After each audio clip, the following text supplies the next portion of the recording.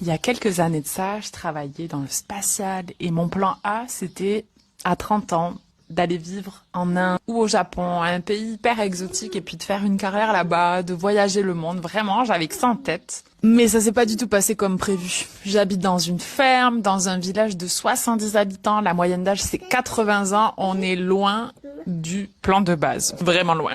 Qu'est-ce qui s'est passé? Eh bien, en fait, j'ai eu un gros déclic. C'est que la vision que j'avais, elle venait pas de moi-même. Elle avait été implantée en moi par la vision du succès qu'on a aujourd'hui dans la société moderne. Des belles carrières, voyager, travailler dans la tech. Alors qu'aujourd'hui, je travaille avec les fleurs. Donc tu peux pas faire plus éloigné. Et en fait, la prise de conscience qui m'a aidé à comprendre ça, c'est le mythe antique de Zeus et Héra. Je sais pas si tu connais, mais Zeus est le dieu du panthéon grec et c'est ce dieu qui est tout le temps chaud de la canne.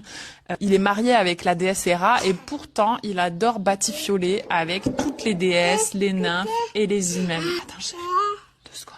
Et donc, Zeus, à l'intérieur de toi, c'est cette partie qui est très facilement séduite par ce qui brille.